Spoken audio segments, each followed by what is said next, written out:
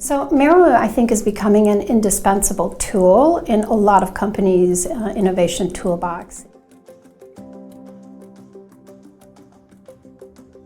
I have facilitated over, hundreds of workshops, and many of those with Fortune 500 companies. And what I am seeing is increasingly companies and teams are really using Miro to support innovation.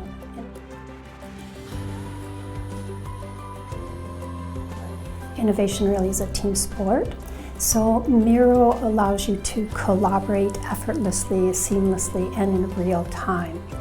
The second point is that Miro enables new ways of working. It just basically dissolves geographical boundaries. So I think that's really key to enabling innovation.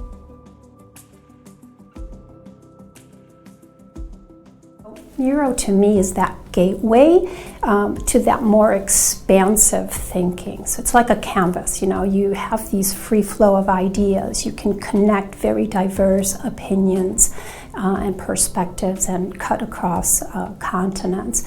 So it really is a tool to supercharge that creative process, and I've seen some really amazing results with that.